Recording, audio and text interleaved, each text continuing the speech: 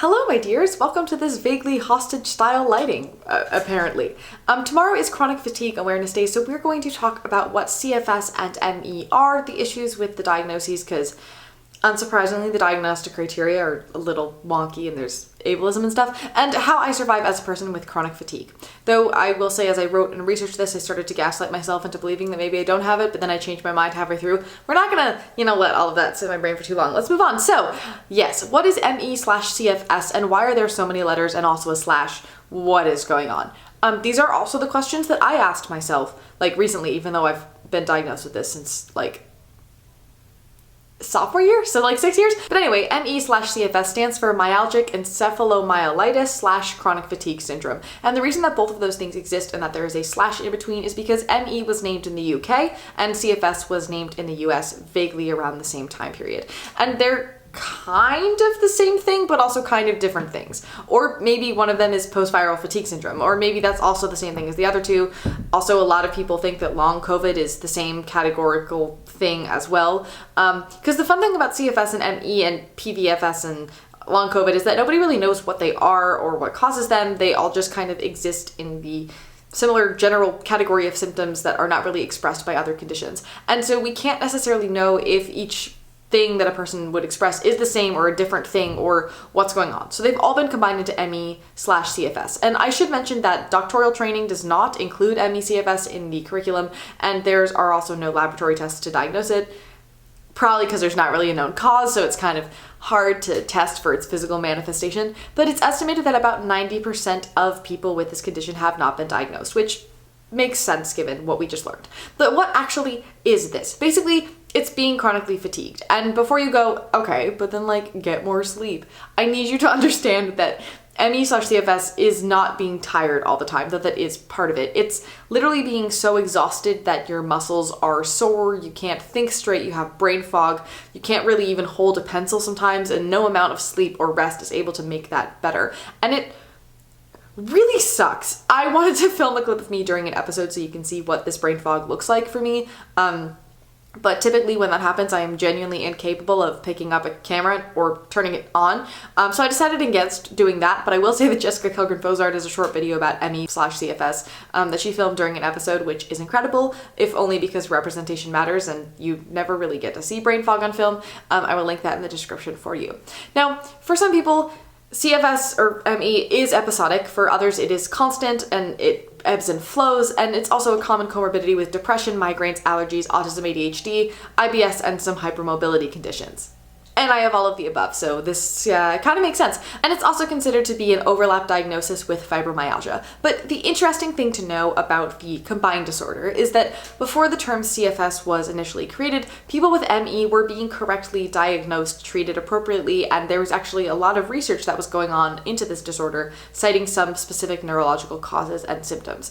And once CFS was added, the group of people with this condition became more diluted, with people experiencing very different symptoms all under the umbrella of unexplained chronic fatigue, all of which are now being researched and treated as the same disorder, despite the commonality of people diagnosed with ME/CFS to not have some of the major symptoms that would categorize it as ME or vice versa. And there's also some pretty solid accusations about how this change was made so that insurance companies could get more money, which really checks out because that's always how things work. So there's that as well. Now, the community in general, we don't really like the term chronic fatigue syndrome because it does trivialize the symptoms that we experience, because a quarter of people with ME are housebound or bedbound, and whether that is the case for every individual or not, the symptoms of ME and CFS can be incredibly, incredibly debilitating. The most key symptom of ME, and the one that you need to have in order to be diagnosed, that you don't need to have the symptom to be diagnosed with CFS, which is really confusing, is called PEM, which stands for post-exertional malaise, which basically means that your symptoms get worse after minimal physical or mental exertion, which can be delayed 24 to 72 hours or more after the event, or directly after. So, as an example, when I had my worst experiences with ME a few years ago, every day I would wake up and put on clothes and pin up my hair and then go downstairs, and then I would sit on the couch for the rest of the day just staring at a wall because I didn't have the energy to do anything else all day because that was just too much. And it was really awful. When you're in that state, cognitively you know that you're alive, but you don't really feel that way, and it's terrible. So now at this point, you're probably thinking, okay, but clearly you must have just been out of shape or depressed or something and you fixed it. So you're fine now because look at you, you're energetic and whatever. And while I will say that I was both out of shape and depressed then, that is not why I am now suddenly able to function significantly more than I used to, and doing more exercise and going to therapy did not fix my chronic fatigue at all. What helped me is learning to pace myself and learning to only do things that I actually wanted to. But also, it's not fixed. I live with it every single day, and it is still debilitating sometimes for me. I mean, there are a lot of claims that CBT and graded exercise therapy, aka just like adding more exercise over time, there's a lot of opinions that those things are cures for ME and CFS, but in reality, there isn't a cure. Sure, CBT is going to help you cognitively feel less bad about being chronically ill, which is going to make you have a little bit more energy, and maybe a little bit of exercise might help strengthen your joints so they hurt less, but both of those things can also make chronic fatigue even worse because they are tiring to do. Not to mention that having these treatments has solidified the idea that it's caused by the person experiencing symptoms and it's all in our heads, which, as somebody who was told that when I was diagnosed directly, really makes you hate yourself because you think that it's your fault that you feel this way, that you can't do things. And it's not. I mean, at least in ME's case, we know that it is a neurological, potentially inflammation-based thing that just, it happens when it wants to happen and we don't have a lot of control over it. Also, for people who regularly experience PEM, obviously exercise can be really harmful because it makes symptoms infinitely worse. If you exercise every day, you just continue to feel terrible. That's like the definition of PEM. So there's that. Now, the history of these treatments for ME is pretty messed up. I will link a video about it in the description for you. You should definitely check it out. It's important. But now, because of the desire to market these treatments, you'll see a lot of narratives everywhere from people saying that their ME has been cured and that other people just need to get off their butts and move and whatever. And I cannot express how, first of all, not only uncommon it is to be cured, because no, but also how much these narratives have been used to gaslight people into believing that they're faking their symptoms and that it's their fault that they're not better yet. So this kind of brings us back around to me, I guess. What the heck happened? And to be honest, I don't know. I know that I do have PEM and I still experience that. And I have been given the diagnosis of ME/CFS by my neurologist. And I also know that there was a span of time when I could barely get downstairs, but that time was also when my IBS was so bad I hadn't been able to digest food for a few months. So logically, I would have been very fatigued because I had no food in my body and therefore wasn't sleeping because I was in pain. I also find that it flares up a lot during burnout or extremely stressful situations. And I guess it may look from the outside like I've overcome it, I guess. And I don't want to say on camera that I struggle with it a lot, if only because I'm about to enter a very exercise and energy heavy career. But for me, the biggest way that I manage it is by pacing myself. I say no to so many things I want to do in order to spend what little energy I have on the things I truly want and need to do. I've also learned how to use a quarter of the energy to come up with the same results as the average person that would put 100% of their energy into things. I have a very strict diet, so I don't accidentally consume any allergens, which will take me out for a week. I sleep way more than the typical person in my age group. I accept that not everything can and will get done. I avoid so many fun things that I would love to do, but know that they would cause me to be in bed for a week if I did them, and I still mess up all the time. There are some days when I wake up and I can't even hold a pen properly in my hand because my body is just so fatigued that it can't function.